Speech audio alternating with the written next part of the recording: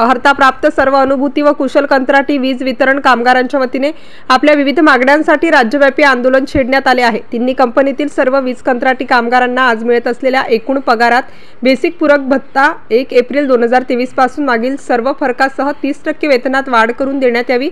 मनोज रानडे समितीच्या अहवालातील शिफारशींची तातडीने अंमलबजावणी करून सर्व कामगारांना वयाच्या 60 वर्षांपर्यंत कंत्राटदार विरहित शाश्वत रोजगार NMR च्या माध्यमातून देऊन त्यांना रोजगारात सुरक्षा द्यावी। याबाबत ऊर्जा मंत्री व प्रशासनाने तातडीने निर्णय घेऊन या प्रलंबित प्रश्नांवर सकारात्मक निर्णय घ्यावा। या प्रमुख मागण्यांसाठी वीज वितरणच्या कंत्राटी कर्मचाऱ्यांनी शेगावमध्ये विविध घोषणा देत शासनाविरोधात निदर्शने केली।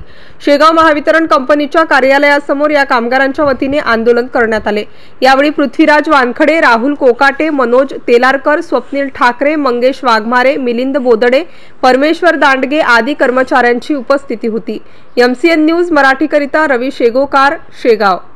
कंत्राटी कामगार कृती समितीच्या वतीने आज महाराष्ट्रभर भव्य प्रमाणात निदर्शने करण्यात येत आहे। कारण आज आमचे तरुण बेरोजगार आहेत, जीवाची पर्वा न करता उन्हातान्हात महावितरण कंपनीमध्ये सेवा देत आहेत।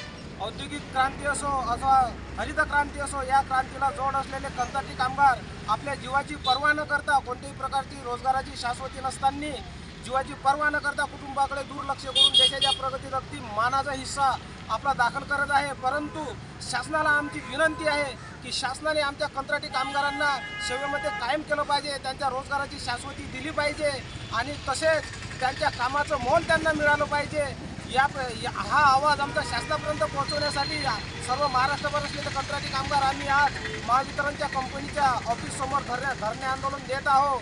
त्याकरिता शासनाने यांच्याकडे लक्ष देऊन विशेष प्रमाणात या जीवघेण्या प्रवासात, या शाश्वत प्रवासात आमची मदत करावी आणि या कंत्राटी कामगारांना रोजगार कायम द्यावा आणि कायम करावे अशी विनंती करतो।